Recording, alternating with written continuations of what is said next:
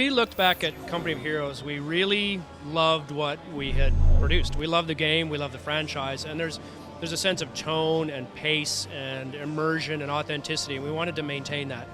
And so part of what we wanted to do in Company Heroes 2 was create more authenticity and more realism for the player and more tactical gameplay. Sort of get the kind of things that we were known for, this tactical RTS, and really build upon that. And what that meant was just sort of making targeted improvements. I mean, the Company Heroes was the highest rated RTS possibly of all time, and that's a solid benchmark for us. We didn't want to deviate too much from that. The new Essence Engine 3 really gives us a lot of flexibility, a lot of power in how we introduce new features into the game. We've got much more graphical fidelity, so the sort of immersion into the game, what we call the presentation layer, is much more. I think it's much more beautiful, I think, than the original. It surpasses the original both in fidelity and performance. And we've got new features like vaulting that allow infantry to get over cover. In the old game, you had to go all the way around if or maybe blow a hole in the wall. We did have that sort of dynamic and destructible environment, but this now allows infantry to get over the wall. We wanted to make them these sort of masters of tactical maneuverability, so they can get away from machine guns or they can get away from vehicles that might be pinning them against a wall. We also introduced True Sight, which is a much more dynamic line of sight system. And if you understand RTSs, you know that your units generally punch this perfectly circular little hole in the fog of war.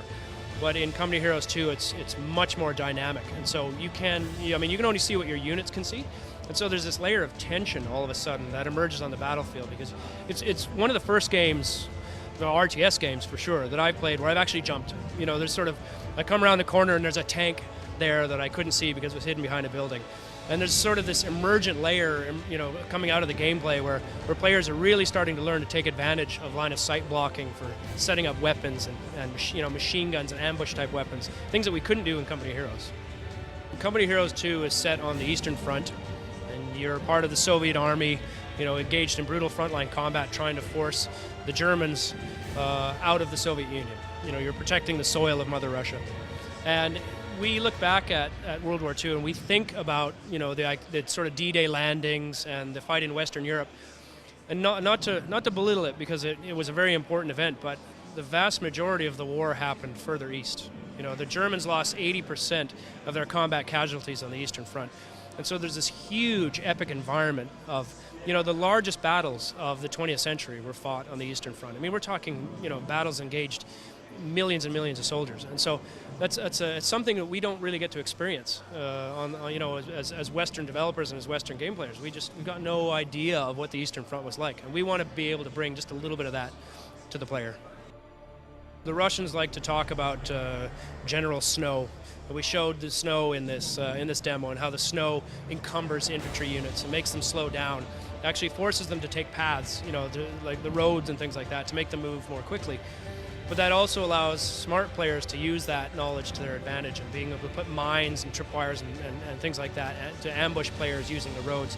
And so how the players use the environment has become very, very important. Units also leave tracks in the snow, and so I watch for what my enemy is doing. I look for whether I see vehicle tracks. Now I know he's got a tank somewhere in the world. And if I'm not ready with anti-tank, coming across those tracks for the first time can be really, really intimidating. We spent a lot of time sort of redoing our flame effects and our flame weapons from the original Company of Heroes. We're never quite satisfied with how they work. And especially on the Eastern Front, where a large number of the buildings are wood, we needed to get that right. It's really part of telling the story of the Eastern Front, part of the tone of the game. And so the way it looks, the way it sounds, the damage it causes to buildings, the fact that it'll burn them to the ground, it'll force enemies out of the buildings into my gunfire. It's a really important part of the gameplay. We've also looked at vehicles, for instance, embellishing how vehicles work, making them more imposing, bigger, more intimidating. So we've looked at our physics systems to make them more weighty and how they move around the environment, and they really feel like they weigh 30 tons now. Company Heroes 2 is coming out in 2013 for PC.